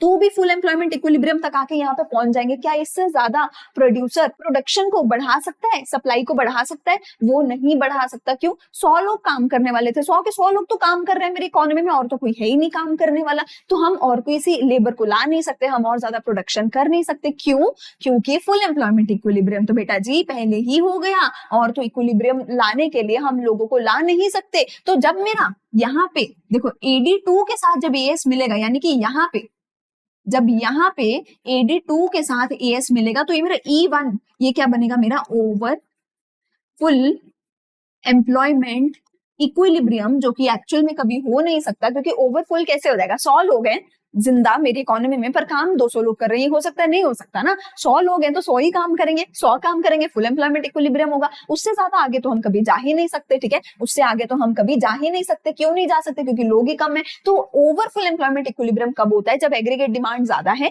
एक्चुअल हमारी प्लान्ड एग्रीगेट सप्लाई से। तो उस केस में एग्रीगेट डिमांड मेरी AD से ज्यादा थी, AD2 हो गई थी, पर मैं वहां तक पहुंचने के लिए आउटपुट को बढ़ा नहीं सकती। वहां तक पहुंचने के लिए मैं आउटपुट को बढ़ा नहीं सकती, तो मेरा आउटपुट सेम रहेगा। क्यों सेम रहेगा? क्योंकि मैं एम्प्लॉयमेंट को बढ़ा नहीं सकती, क्योंकि एम्प्लॉयमेंट मेरी सेम रहेगी, क्योंकि वो ऑलरेडी फुल एम्प्लॉयमेंट पे है, ठीक है। लेकिन इसकी वजह से प्राइसेस बढ़ जाएंगे, इसकी वजह से प्राइसेस बढ़ जाएंगे इकोनॉमी में। क्यों प्राइसेस बढ़ जाएंगे? क्योंकि डिमांड ज्यादा है। अगर लोग ज्यादा खरीदना चाहते हैं, मेरे पास इतना है भी नहीं, तो मैं महंगे में बेचूंगा, जिसकी वजह से हमारे देश में जो लोगों की इनकम है, प्रोड्यूसर्स की जो इनकम है, वो भी बढ़ने लग जाएगी। तो आउटपुट और एम्प्लॉयमेंट सेम रहेंगे, ठीक है। प्राइसेस कम है, प्राइसेस बढ़ेंगे, इनकम भी लोगों की बढ़ने लग जाएगी। ये है मेरा under full employment equilibrium, over full employment equilibrium, ठीक है। अंडर फुल एम्प्लॉयमेंट इक्विलिब्रियम कब होता है? जब डिमांड कम है, ठीक है, डेफिशिएंट डिमांड है। ओवर फुल एम्प्लॉयमेंट इक्विलिब्रियम कब होता है? जब डिमांड ज्यादा है, जब एक्सेस डिमांड की सिचुएशन होती है, ठीक है। उस केस में आउटपुट और एम्प्लॉयमेंट बढ़ाया नहीं जा सकता। बिल्कुल सेम तरीके से मेरी सेविंग्स और इन्वेस्टमेंट की भी बेटा जी अप्रोच होती है कि हमारी सेविंग्स और इन्वेस्टमेंट जब बराबर हो जाए। कौन सी सेविंग्स? एक्स एंटे सेविंग्स जब एक्स एंटे इन्वेस्टमेंट के बराबर हो जाए, तो मेरा क्या होता है, सेविंग्स और जो क्या कहते हैं इन्वेस्टमेंट है, उसका इक्विलिब्रियम हो जाता है, ठीक है। एक्स एंटे का क्या मतलब है? जो प्लान्ड वाली सेविंग्स होती है वो क्या होती है? एक्स एंटे सेविंग्स होती है। एक्स पोस्ट का क्या मतलब है? जो एक्चुअल सेविंग्स होंगी वो एक्स पोस्ट सेविंग्स होती है। सिमिलरली एक्स एंटे सेविंग्स क्या होगी? जो हमने प्लान कर रखी थी। एक्स पोस्ट से इन्वेस्टमेंट क्या होगी? जो एक्चुअल लेवल होता है इन्वेस्टमेंट का मेरी इकोनॉमी में, वो एक्स पोस्ट होता है। तो x एंटे is always planned, x post is always जो बाद में हमें देखने को मिलेगा, ठीक है। सेविंग्स के लिए एएस का ये टेबल हमारे पास बन के आ जाएगा, ठीक है जी। अब यहाँ पे भी हमारे पास दो सिचुएशन आएगी, या तो एस आई इक्वल टू आई हो जाए। देखो आई का ग्राफ होता है मेरा कुछ straight line parallel to X axis. क्यों? क्योंकि आई तो ऑटोनॉमस है, वो तो कांस्टेंट ही रहेगी। तो आई का ग्राफ मेरा ये हो गया। सेविंग्स का ग्राफ पहले नेगेटिव होता है, फिर एक पॉइंट पे आके जीरो होता है सेविंग्स, और फिर जाके सेविंग्स पॉजिटिव होने लग जाती है। जिस भी पॉइंट पे सेविंग इक्वल टू इन्वेस्टमेंट होगा, उस पॉइंट पे मैं एस इक्वल टू आई के केस में इक्विलिब्रियम बना दूंगी। टेक्निकली कहने का मतलब है कि मैं तुम्हें सेविंग्स और इन्वेस्टमेंट ऑलरेडी समझा चुकी हूँ, तुम्हें बस सेविंग्स का ग्राफ बनाना है, इन्वेस्टमेंट का ग्राफ बनाना है। जहां पे वो दोनों मीट हो जाए वहां पे तुम्हें इक्विलिब्रियम लिखकर आ जाना है। इस केस में भी दो सिचुएशन हो सकती है, या तो एस मोर देन आई होगा, या तो एस आई से कम होगा। अगर सेविंग्स ज्यादा है इन्वेस्टमेंट से, तो क्या है? It refers to situation where people tend to save more.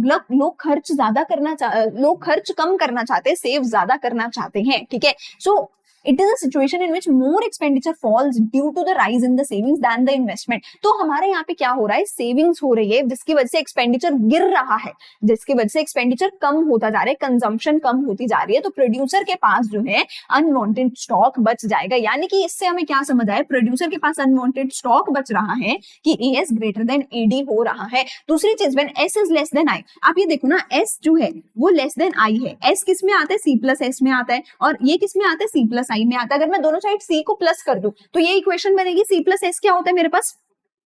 Aggregate supply, C plus आई क्या होता है मेरे पास, एग्रीगेट डिमांड। तो दूसरी सिचुएशन मेरे पास aggregate demand greater than aggregate supply की बन जाएगी, पहली situation aggregate supply greater than aggregate demand की मेरे पास बन जाएगी। ठीक है जी, तो ये सेम वही चीज है कि एग्रीगेट सप्लाई और एग्रीगेट डिमांड की जो हम ऑलरेडी पढ़ चुके हैं। यहाँ तक हमें समझना क्या है कि मेरा अंडर फुल एम्प्लॉयमेंट इक्विलिब्रियम क्या है, ओवर फुल एम्प्लॉयमेंट इक्विलिब्रियम क्या है।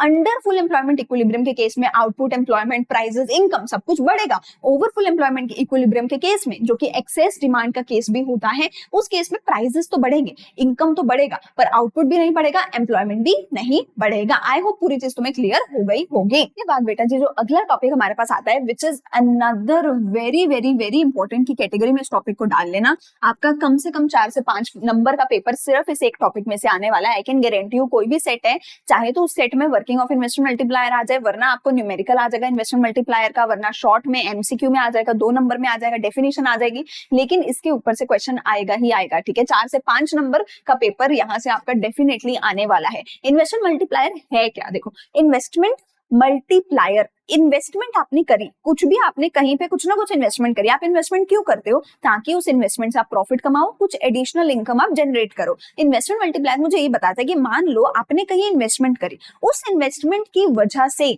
आपकी इनकम कितने गुना बढ़ गई पहले से। तो अगर आपने 10 रुपए की इन्वेस्टमेंट करी, 10 रुपए की इन्वेस्टमेंट करने से पहले तुम्हारी इनकम 5 रुपए थी, 10 रुपए की इन्वेस्टमेंट करने की वजह से तुम्हारी इनकम 5 रुपए से बढ़ के 10 रुपए हो गई, 15 रुपए हो गई, 20 रुपए हो गई। कितनी तुम्हारी इनकम बढ़ी, कितने टाइम्स तुम्हारी इनकम मल्टीप्लाई हुई because of a certain investment. तो इन्वेस्टमेंट मल्टीप्लायर बोलता है कि तुमने जो भी इन्वेस्टमेंट करी, उस इन्वेस्टमेंट की वजह से तुम्हारी इनकम कितने गुना बढ़ गई, ये तुम्हें बताता है investment multiplier. It is the ratio of increase in the income due to increase in investment. तुमने इन्वेस्टमेंट जितनी भी करी उसकी वजह से तुम्हारी इनकम कितना बढ़ा, इनकम कितनी बड़ी, ये बताता है तुम्हें इन्वेस्टमेंट मल्टीप्लायर। तो देखो, इन्वेस्टमेंट मल्टीप्लायर का फॉर्मूला भी क्या होगा, तुम्हारी इनकम कितनी चेंज हुई, क्यों चेंज हुई, क्योंकि तुमने कोई इन्वेस्टमेंट करी थी, तुमने इन्वेस्टमेंट कुछ 10 रुपए से 20 रुपए की करी, बढ़ाई, इन्वेस्टमेंट के बढ़ाए जाने की वजह से इनकम कितनी बढ़ी, इनकम में कितने गुना, कितने टाइम्स का चेंज आया, ये बताता है इन्वेस्टमेंट मल्टीप्लायर। इन्वेस्टमेंट मल्टीप्लायर को आप डिनोट करते हो के से, के इज फॉर इन्वेस्टमेंट मल्टीप्लायर। ठीक है, एक और फॉर्मूला इसका होता है इन्वेस्टमेंट मल्टीप्लायर का, विच इज 1/1 माइनस एमपीसी या फिर 1/एमपीएस भी इन्वेस्टमेंट मल्टीप्लायर का फॉर्मूला होता है। ठीक है, तो दो फॉर्मूलाज होते हैं इन्वेस्टमेंट मल्टीप्लायर के, one is delta Y upon delta I and दूसरा इज दिस फॉर्मूला।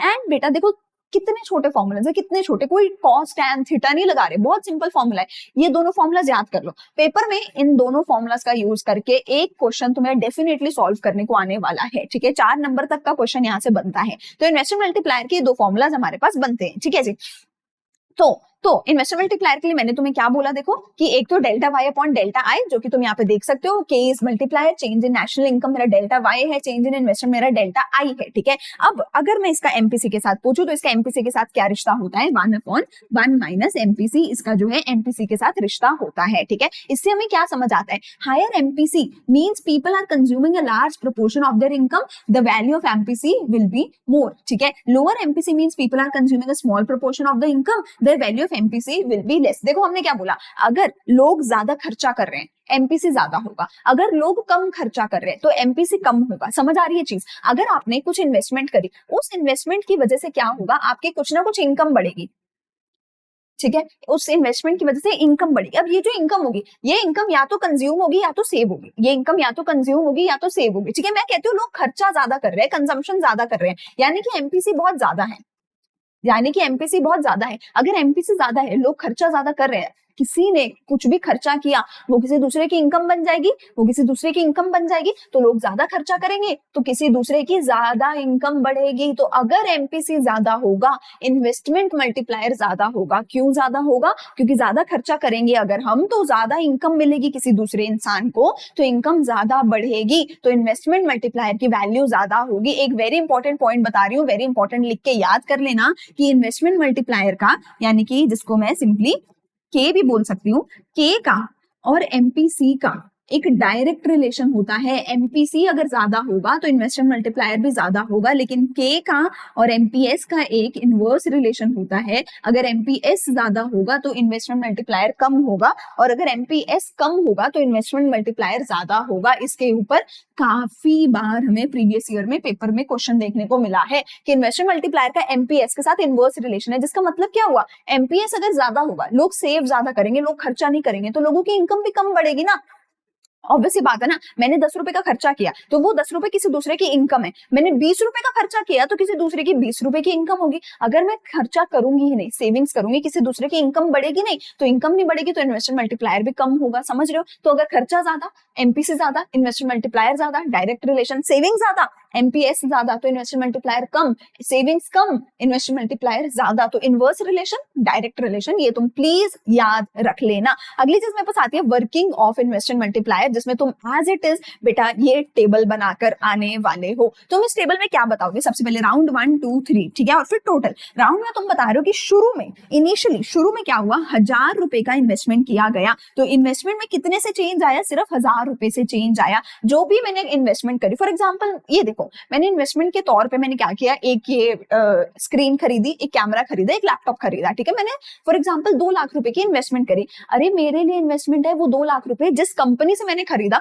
उस कंपनी के लिए इनकम है। कंपनी क्या करेगी, उस 2 लाख रुपए में से अपने सारे एम्प्लॉइज को सैलरी देगी, तो वो उस एम्प्लॉय की भी इनकम है। तो एम्प्लॉय क्या करेगा उस इनकम का, एम्प्लॉय उस इनकम को बाजार में लेके जाएगा, उसका खर्चा करेगा, कंजम्पशन करेगा, सिंपल। अब एम्प्लॉय ने अगर खर्चा किया तो वो ऑब्वियस सी बात है ना, किसी दूसरे की इनकम हो जाएगी। अब एम्प्लॉय ने अगर बाजार में जाके साबुन खरीदी, कपड़ा खरीदा, वो साबुन वाली कंपनी की, कपड़े वाली कंपनी की, खाने वाली कंपनी की इनकम होगी, वो इनकम उसके एम्प्लॉयज की होगी, एम्प्लॉयज खर्चा करेंगे, इनकम आएगी, ठीक है। तो इन्वेस्टमेंट हुआ, इन्वेस्टमेंट की वजह से किसी को इनकम मिली, वो इनकम या तो खर्च हो जाएगी या तो सेव हो जाएगी। जो भी किसी ने खर्चा किया वो खर्चा दोबारा से जाके किसी का इनकम बन जाएगा, वो फिर से इनकम आएगी, वो फिर से खर्चा करेगा, वो खर्चा फिर से जाके किसी की इनकम बन जाएगी। तो ये हमारा सर्कुलर फ्लो भी यही हमें बताता था। If you remember, circular flow में भी एग्जैक्टली यही चीज पढ़ते हैं हम, और यहाँ भी यही चीज हम पढ़ेंगे।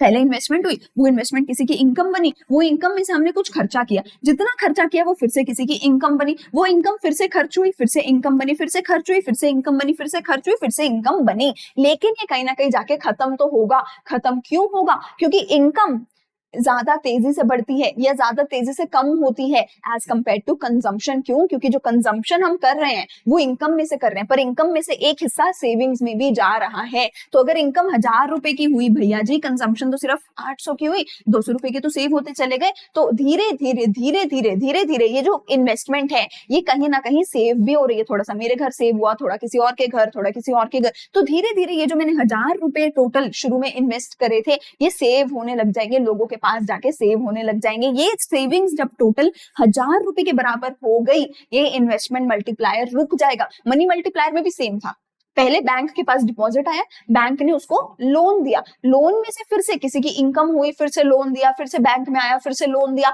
पर बीच में बैंक उसको रिजर्व में रखता था। तो जब टोटल रिजर्व इनिशियल डिपॉजिट के बराबर होता था, मनी मल्टीप्लायर रुक जाता था। तो जब टोटल सेविंग्स भी इन्वेस्टमेंट के बराबर होगी तो इन्वेस्टमेंट मल्टीप्लायर भी स्टॉप हो जाएगा, थम जाएगा, ठीक है। तो ये है मेरा टोटल इन्वेस्टमेंट मल्टीप्लायर का वर्किंग, प्लीज इनको कर लेना, या मनी मल्टीप्लायर या इन्वेस्टमेंट मल्टीप्लायर, कोई एक तुम्हें तुम्हारे पेपर में देखने को मिलेगा। Other than that investment multiplier का 3 से 4 नंबर का न्यूमेरिकल लिख के ले लेना, तुम्हें पेपर में देखने को मिलेगा। कैसे सॉल्व करना है उसकी वीडियो 1-2 दिन में आने वाली है। Important numericals, important formulas and how to solve numericals, हर चीज आ जाएगी, ठीक है जी। अब तुम इसको अच्छे से एक्सप्लेन कर सकते हो कि राउंड 1 में ये हुआ, राउंड 2 में ये हुआ, राउंड 3 में ये हुआ। इसके लिए तुम्हें देखो चाहिए क्या होगा, ये पूरा टेबल बनाने के लिए तुम्हें चाहिए क्या होगा, तुम कोई ना कोई एक चीज इनिशियली अज्यूम करना कि डेल्टा आई कितना आया, आप 1000 रुपए अज्यूम कर सकते हो। और दूसरी चीज कोई भी एक एमपीसी अज्यूम कर लेना। एमपीसी फॉर एग्जांपल जैसे यहाँ पे है 0.8, कि जितना भी तुम्हारे पास इन्वेस्टमेंट आया वो इन्वेस्टमेंट इनकम में गया, जितना भी इनकम आया उसका 80% 0.8 कंज्यूम होगा और 0.2 ऑब्वियसली सेव होगा। क्यों? क्योंकि MPC plus MPS equal to 1, MPC 0.8, total is 1, तो एमपीएस इज 0.2, तो एमपीएस इज 0.2। तो ये हमारे यहाँ पे इस तरीके से पूरा टेबल बन जाएगा। आपको बस 2 चीजें अज्यूम करनी है और उसके बेसिस पे पूरा टेबल बनाकर आना है। और टेबल कहाँ पे खत्म होगा? जब saving equal to initial investment हो जाएगा। 2 फॉर्मूला लिख कर आओगे, ठीक है, दो फॉर्मूलाज लिख कर आओगे, ये वाले दोनों फॉर्मूला लिखोगे, इन दोनों फॉर्मूला की मदद से आप पूरे टेबल को, पूरी हर चीज को एक्सप्लेन यहाँ पे कर सकते हो,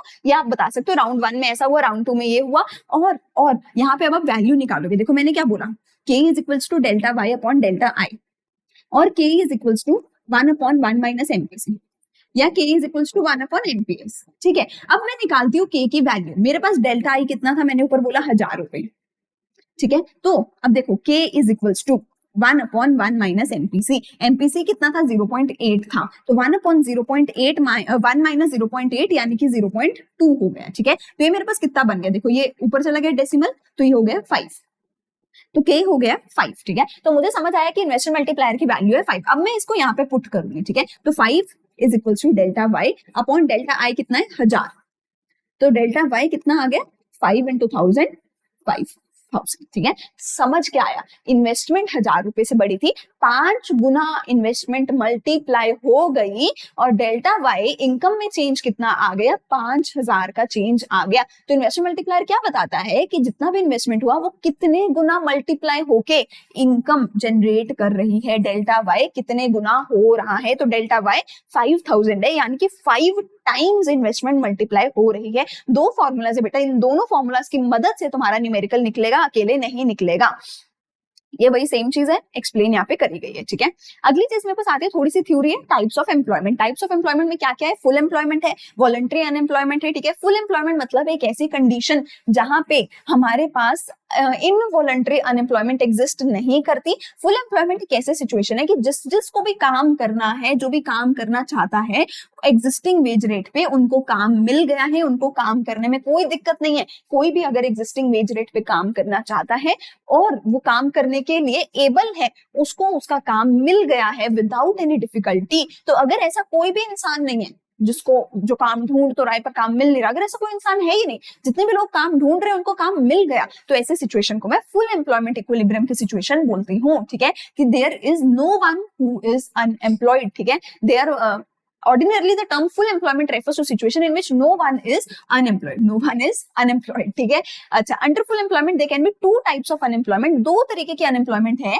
जो फुल एम्प्लॉयमेंट के अंदर भी एग्जिस्ट कर सकती है, फ्रिक्शनल और स्ट्रक्चरल अनएम्प्लॉयमेंट हो सकती है। देखो फ्रिक्शनल अनएम्प्लॉयमेंट का क्या मतलब होता है, sometime people leave one job in search for some other job. कई बार हम एक जॉब छोड़ के किसी दूसरी जॉब की सर्च कर रहे होते हैं, अब जब एक जॉब छोड़ी दूसरी ढूंढी, इस बीच में 1-2 महीने अनएम्प्लॉयड रहना पड़ सकता है, तो वो हमारी फ्रिक्शनल अनएम्प्लॉयमेंट होती है। स्ट्रक्चरल अनएम्प्लॉयमेंट क्या होती है, when people remain unemployed due to mismatch between unemployed person and demand for type of worker. अगर मैं पुरानी टेक्नोलॉजी पे काम करती हूँ पर टेक्नोलॉजी नई आ गई, तो जब तक मैं नई टेक्नोलॉजी नहीं सीखूंगी मुझे नौकरी नहीं मिलेगी। तो जब तक मैं नई टेक्नोलॉजी सीख रही हूँ तब तक मुझे अनएम्प्लॉयड रहना पड़ेगा, उसको मैं स्ट्रक्चरल अनएम्प्लॉयमेंट बोलती हूँ। तो मैंने क्या बोला, फुल एम्प्लॉयमेंट एक ऐसा सिचुएशन है, फुल एम्प्लॉयमेंट एक ऐसा सिचुएशन है जिसमें जो भी लोग काम करना चाहते हैं उनको काम मिला है, लेकिन दो तरीके के लोग, अनएम्प्लॉयड लोग हम इसमें कंसीडर करते हैं, फ्रिक्शनल और स्ट्रक्चरल। वैसे तो सबको काम मिला हुआ है फुल एम्प्लॉयमेंट में,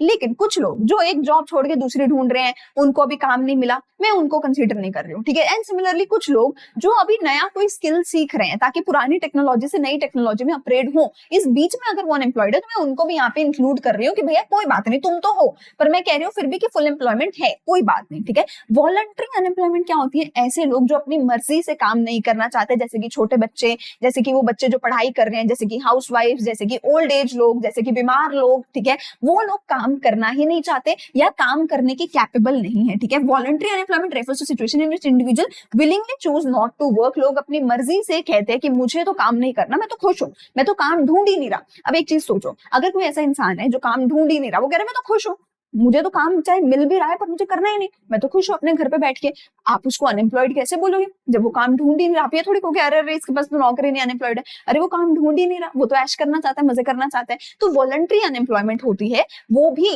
एग्जिस्ट करती है जब फुल एम्प्लॉयमेंट होता है। क्यों? क्योंकि मैं इन लोगों को काउंट ही नहीं करती अनएम्प्लॉयमेंट में, ये तो अपनी मर्जी से घर बैठे हैं, तो ये लोग अनएम्प्लॉयमेंट में काउंट नहीं होते। ये लोग अपनी खुद की कॉन्शियस डिसीजन लेते हैं कि मैं तो काम नहीं करना चाहता। लेकिन इनवॉलंटरी अनएम्प्लॉयमेंट क्या होती है कि लोग काम तो करना चाहते हैं, एट एग्जिस्टिंग वेज रेट काम करने को तैयार हैं, पर काम मिल नहीं रहा, तो उसको इनवॉलंटरी अनएम्प्लॉयमेंट बोलती हूँ मैं। और जब भी मैं बेटा फुल एम्प्लॉयमेंट की बात करती हूँ, तो फुल एम्प्लॉयमेंट तब तक नहीं हो सकती जब तक इनवॉलंटरी अनएम्प्लॉयमेंट एग्जिस्ट करती है। तो अगर इनवॉलंटरी अनएम्प्लॉयमेंट एग्जिस्ट करती है, तो उस सिचुएशन को मैं फुल एम्प्लॉयमेंट की सिचुएशन नहीं बोलूंगी।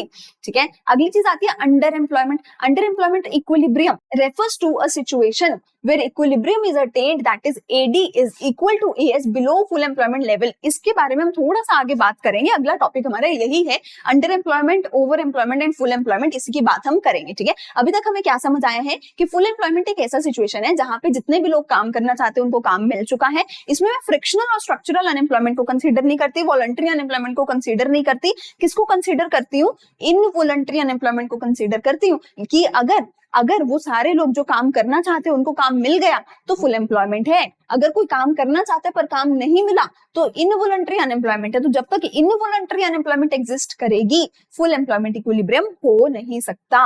ठीक है, बहुत छोटा सा एक लास्ट टॉपिक अब मेरे पास आता है, एक्सेस डिमांड, डेफिशिएंट डिमांड का लास्ट चैप्टर नंबर 9 मेरे पास आता है। सिंपल भाषा में बोला जाए, अगर डिमांड ज्यादा है, सप्लाई कम है, तो एक्सेस डिमांड होगा। अगर डिमांड कम है, सप्लाई ज्यादा है, तो डेफिशिएंट डिमांड होगा। Excess demand refers to situation where AD is more than AS. Simple बात है, corresponding to the full employment level of output in the economy. ये लाइन कंपलसरी है बेटा जी, साथ में आपने डेफिनेशन में लिखकर आनी है कि फुल एम्प्लॉयमेंट लेवल पे अगर मैं देखूं, उस फुल एम्प्लॉयमेंट लेवल, देखो यहाँ पे मेरा क्या है, फुल एम्प्लॉयमेंट लेवल है, कहाँ पे है, ओ वाई स्टार पे, यहाँ पे ये मेरा है फुल एम्प्लॉयमेंट लेवल है।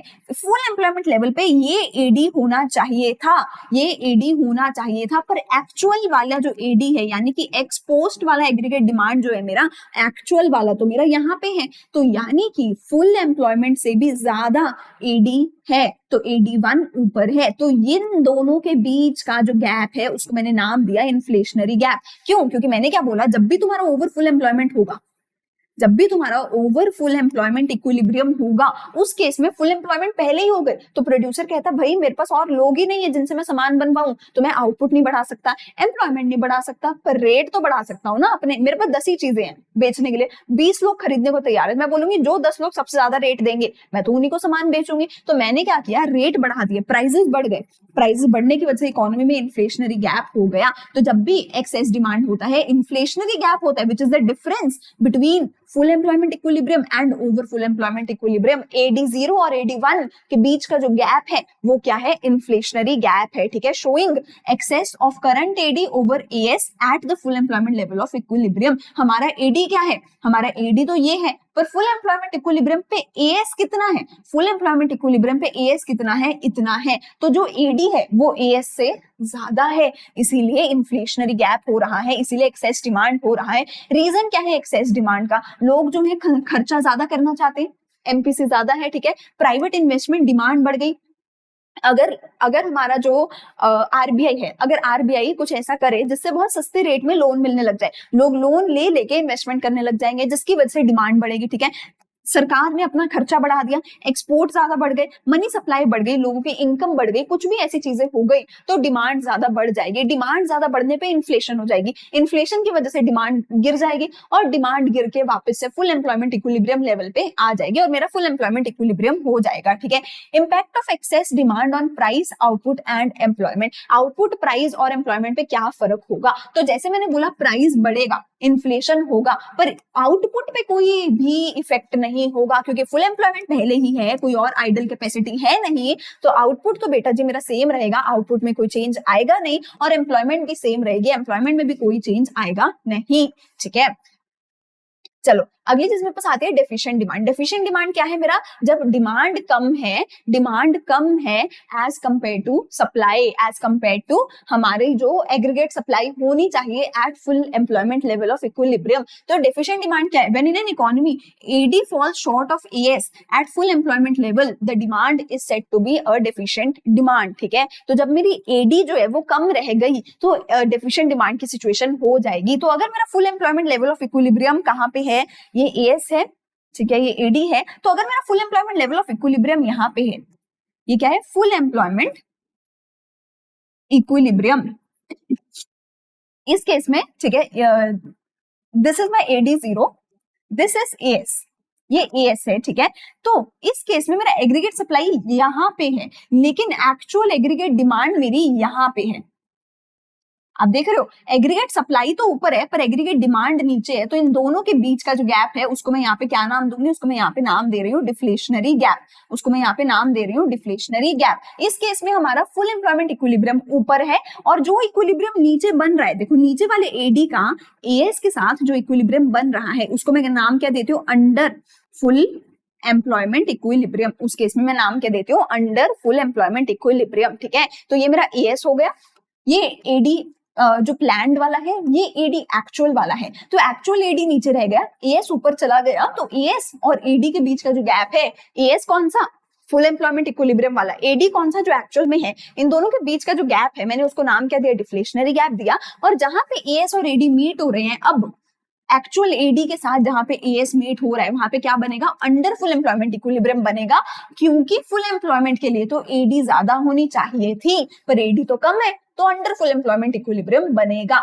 डिफ्लेशनरी गैप क्या है, it is the gap showing demand deficient of current AD over the AS at the level of full employment। full employment से कितना कम है हमारा एक्चुअल AD, ये मुझे बताता है मेरा डिफ्लेशनरी गैप, ठीक है। डिफ्लेशनरी क्यों बोला, क्योंकि प्राइसेस गिरने लग जाएंगे, प्रोड्यूसर ने सामान बना के रख दिया, खरीदना कोई चाहता नहीं, तो प्राइसेस गिरने लग जाएंगे। रीजन क्या होंगे, लोग खर्चा नहीं करना चाहते, लोग इन्वेस्टमेंट नहीं करना चाहते, सरकार नहीं खर्चा करना चाहती, एक्सपोर्ट नहीं हो रहा, मनी सप्लाई नहीं है, तो इन सब की वजह से डेफिशिएंट डिमांड होगा, इसकी वजह से प्राइस कम होगा, एम्प्लॉयमेंट भी कम होगी और आउटपुट भी कम होने लग जाएगा, ठीक है जी। Last topic, measures to correct excess और डेफिशिएंट डिमांड। बहुत जल्दी से सिर्फ 2 मिनट में मैं ये करवाऊंगी, क्यों, क्योंकि आप सेम चीजें ऑलरेडी अपने मनी एंड बैंकिंग के चैप्टर में पढ़ चुके हो। तो अगर आपको bank rate, repo rate, reverse repo rate, cash reserve ratio, कोई भी चीज अगर इनमें से नहीं आती तो मैं ऊपर लिंक दे दूंगी, मनी एंड बैंकिंग की वीडियो में से जाके तुम सुन सकते हो कि बैंक रेट, रेपो रेट, इन सबका मतलब क्या है, इन सबकी वर्किंग में अभी तुम्हें समझाने वाली हूँ।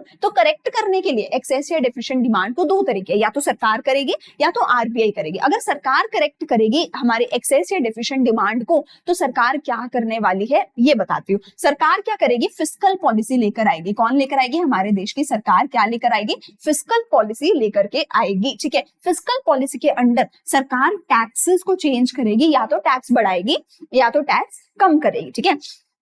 अगर सरकार ने टैक्स बढ़ाया तो लोगों के पास खर्चा करने के लिए इनकम कम बचेगी, तो लोग खर्चा कम करेंगे, तो एक्सेस डिमांड करेक्ट हो जाएगी। तो अगर एक्सेस डिमांड है तो सरकार क्या करेगी, टैक्स बढ़ाएगी। अगर डिफिशिएंट डिमांड है तो सरकार टैक्स को कम कर देगी, ताकि मैं टैक्स कम कर देती हूँ, लोगों के पास इनकम ज्यादा हो, लोग उस इनकम को बाजार में खर्च करें और बाजार में डिमांड बढ़ने लग जाए, ठीक है। दूसरी चीज हमारे पास क्या आता है, चेंज इन गवर्नमेंट स्पेंडिंग। अगर गवर्नमेंट ज्यादा खर्चा करे तो वो किसी ना किसी की इनकम तो बनेगी, है ना, इन्वेस्टमेंट हो रही है, इनकम ही तो बन रही है, किसी ना किसी की इनकम बनेगी, तो लोग खर्चा भी ज्यादा करने लग जाएंगे। तो अगर गवर्नमेंट क्या करे, अपने गवर्नमेंट एक्सपेंडिचर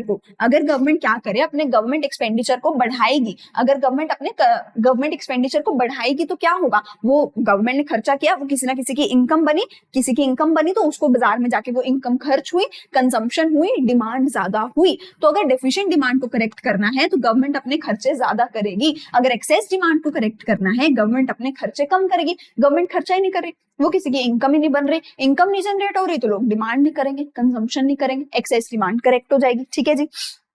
तो गवर्नमेंट या तो अपनी स्पेंडिंग को कम करे, या तो चेंज करे, या तो टैक्सेस को चेंज करे। फिर आती है मॉनेटरी पॉलिसी। मॉनेटरी पॉलिसी कौन लेके आता है, हमारे देश का RBI लेकर के आता है। मॉनेटरी पॉलिसी कौन लेके आता है, हमारे देश का RBI लेके आता है, जिसमें RBI क्या करेगा, या तो क्वांटिटेटिव चीजों को चेंज करेगा, क्वालिटेटिव चीजों को चेंज करेगा। क्वालिटेटिव में क्या आया, मार्जिनल रिक्वायरमेंट्स, ठीक है, selective credit control, moral suasion. इधर क्या आएगा, बैंक रेट, ठीक है, repo rate, reverse repo rate, ठीक है, या फिर CRR, SLR, जिसको हम मिला करके LRR भी बोलते हैं। ये सारी चीजें बेटा जी मैंने बहुत डिटेल में मनी एंड बैंकिंग में एक्सप्लेन करी हैं, और ओपन मार्केट ऑपरेशंस, ठीक है। अब देखो इनमें हमें क्या करना है, या तो RBI एक्सेस डिमांड को करेक्ट करेगा, या तो RBI डेफिशिएंट डिमांड को करेक्ट करेगा, ठीक है। अगर RBI bank rate, repo rate, reverse repo rate, इनमें से किसी भी चीज को इंक्रीज कर दे तो क्या होगा। अगर RBI ने फॉर एग्जांपल बैंक रेट बढ़ा दिया तो क्या होगा, RBI जिस रेट पे कमर्शियल बैंक को लोन दे रहा है वो रेट बढ़ जाएगा, कमर्शियल बैंक अब आरबीआई से कम लोन लेने लग जाएगा।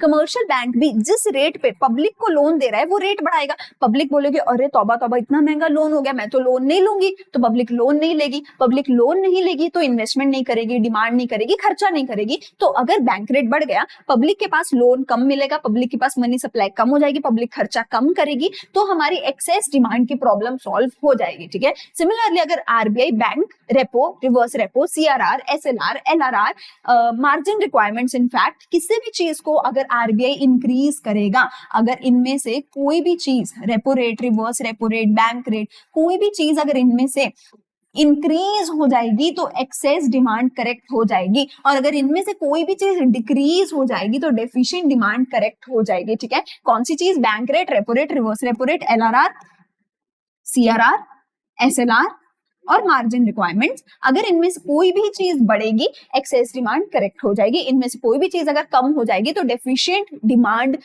ठीक हो जाएगी, करेक्ट हो जाएगी। ओपन मार्केट ऑपरेशंस में क्या होता है, अगर आरबीआई ने खरीद लिए गवर्नमेंट के शेयर्स स्टॉक मार्केट से, तो आरबीआई का सारा पैसा बाजार में चला गया तो डेफिशिएंट डिमांड करेक्ट हो जाएगी। या फिर अगर आरबीआई ने शेयर्स बेच दिए तो पैसा आरबीआई के पास आ जाएगा, तो फिर एक्सेस डिमांड की प्रॉब्लम सॉल्व हो जाएगी। ठीक है ना, ऑब्वियसली अगर पैसा आरबीआई के पास आ गया, मनी सप्लाई कम हो गई, अगर मनी सप्लाई कम हो जाएगी तो लोगों के पास पैसा ही नहीं होगा खर्चा करने को, तो लोग खर्चा नहीं करेंगे, डिमांड नहीं करेंगे, एक्सेस डिमांड कम हो जाएगी। ठीक है, सिलेक्टिव क्रेडिट कंट्रोल में आरबीआई क्या बोलता है कमर्शियल बैंक्स को कि तुम किसी एक पर्टिकुलर सेक्टर को ज्यादा लोन दो, किसी पर्टिकुलर सेक्टर को कम लोन दो। तो जिस सेक्टर में एक्सेस डिमांड है, आरबीआई क्या बोलेगा कमर्शियल बैंक को, तुम उस सेक्टर को लोन ही मत दो, उस सेक्टर के लोगों को लोन नहीं मिलेगा, वो खर्चा नहीं करेंगे, डिमांड नहीं करेंगे, एक्सेस डिमांड ठीक हो जाएगी। ठीक है, मॉरल सिचुएशन में आरबीआई क्या बोलता है कमर्शियल बैंक्स को, मेरी तुमसे रिक्वेस्ट है कि मुझे एक्सेस डिमांड दिख रही है तो तुम प्लीज लोन देना कम कर दो, अगर तुम लोन देना कम कर दोगे तो एक्सेस डिमांड ठीक हो जाएगी।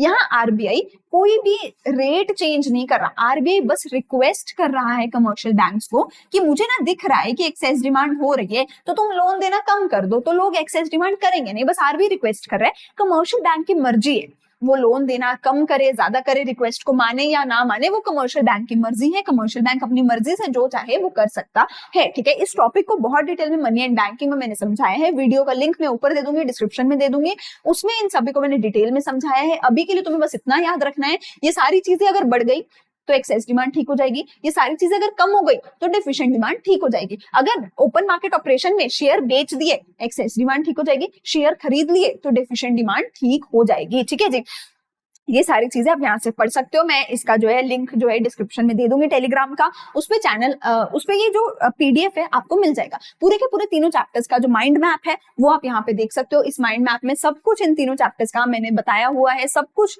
शॉर्ट में यहाँ पे आपको मिल जाएगा। ठीक है, यहाँ पे हमारी पूरी की पूरी वीडियो होती है खत्म, सिर्फ एक चैप्टर रहेगा गवर्नमेंट बजट, उसकी भी रिविजन वीडियो आने वाली है। ठीक है, अगर वीडियो अच्छी लगी तो लाइक करना, कॉमेंट करना, शेयर करना, एंड मैंने ऑलरेडी पूरा शेड्यूल बता दिया, आई होप तुम पूरे के पूरे शेड्यूल को अच्छे से फॉलो करोगे, पूरी रिवीजन अपनी अच्छे से करोगे। कोई भी चीज की दिक्कत है आप कमेंट सेक्शन में या टेलीग्राम डिस्कशन ग्रुप में मुझे बता सकते हो, हम आपकी हर एक प्रॉब्लम का सॉल्यूशन डेफिनेटली लेकर के आएंगे। अगर वीडियो अच्छी लगी फ्रेंड्स के साथ जरूर शेयर करना, चैनल को सब्सक्राइब कर लेना। मिलते हैं अगली वीडियो में गवर्नमेंट बजट चैप्टर की रिवीजन के साथ।